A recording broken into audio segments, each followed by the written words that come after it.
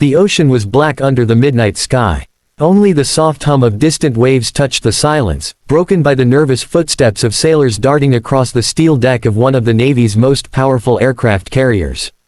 But tonight, power was the one thing they didn't have. The engine was dead. For hours, the engineering teams had worked furiously, sweat soaking through their uniforms, tools clattering, sparks flying. Every system check failed. Every backup sequence refused to engage. The carrier, an entire floating city of steel, lay stranded, its heart silent. Inside the control room, tension gripped the air. Men and women leaned over panels of blinking red lights.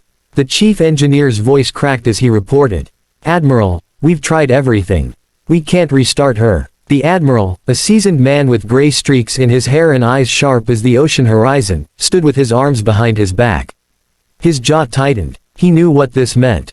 Without engines, the carrier was vulnerable, drifting in hostile waters with thousands of lives aboard. Silence fell heavy. The crew exchanged uneasy glances. Then, the admiral spoke, his voice low but firm. "Bring him in." The room shifted. Some engineers looked puzzled, others wide-eyed, as if they had heard rumors of the name that was about to echo through the steel walls. A sailor rushed to the communications line. Moments later, footsteps echoed down the corridor. Slow, deliberate, yet unshakably strong. The door opened, and in stepped an older man in worn navy blues. His hair was silver, his face lined with age, but his presence filled the room with a weight no rank insignia could measure. "Gentlemen," he said quietly, his voice gravel yet steady, "what seems to be the problem?" It was him, the legendary Navy veteran, a man who once kept ships alive in storms that swallowed fleets, who had been whispered about in engineering schools as a miracle worker of steel and fire. Some said he could hear an engine breathe like a living thing. The young engineers shuffled aside, their pride battling with awe. One of them whispered, That's Commander Hale." The admiral nodded once. "Commander, the ship is yours." Hale walked forward, running his calloused fingers across the cold metal panels.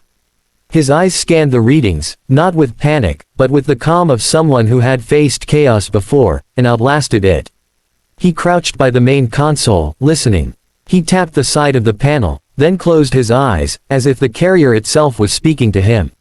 Minutes passed. The room was silent except for the veteran's steady breaths.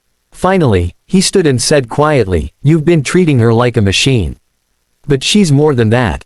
She's a sailor's heartbeat. She doesn't need more hands pulling at her, she needs someone to listen." The engineers looked at one another, confused. But the admiral understood. "Show them," he said. Hale moved through the engine bay like a surgeon in an operating room. He pointed without hesitation. "You, disconnect that auxiliary feed. It's choking her. You, flush the coolant line. Not a purge, a bleed. She's drowning. And you, get me a manual crank. We'll wake her up the old way." The crew scrambled to follow. Doubt hung in the air, but slowly, something shifted. The clicks of wrenches, the hiss of steam, the careful adjustments, it all began to feel less like a desperate struggle and more like music. Finally, Commander Hale stood before the ignition system. His hand hovered over the lever. He glanced back at the admiral. "She'll either roar, or she'll die here." The admiral gave a single nod. Hale pulled the lever. For a moment, nothing. A dreadful silence. Then, a cough, a groan, the deep rumble of steel waking from slumber. The floor vibrated, faint at first, then stronger. Lights flickered, screens steadied, and then it came. A thunderous roar that shook the walls, the sound of a beast reborn. The carrier's engine came alive, pulsing with fire and strength. The ship shuddered, then steadied, cutting through the waves once more. Cheers erupted across the room. Engineers hugged, sailors shouted, some with tears streaking down grease-stained faces. But Commander Hale only closed his eyes, a faint smile crossing his lips, as if greeting an old friend. The admiral approached him. "I don't know how you did it." Hale chuckled softly. "Son, sometimes it's not about fixing the engine. Sometimes it's about remembering what she is. She's carried thousands of souls across oceans. You just have to give her the respect she deserves." The admiral's eyes softened. He extended his hand. "Thank you, Commander. You just saved more than a ship. You saved every sailor on board." Hale looked out at the horizon, where the first hints of dawn were breaking over the sea.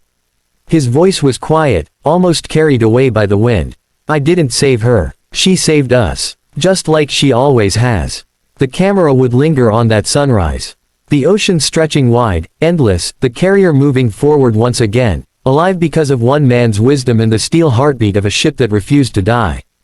And as the music swells, the voiceover closes.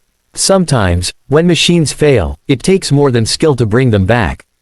It takes heart. It takes memory. And it takes legends who never stopped believing. Fade to black. Thank you for watching this story.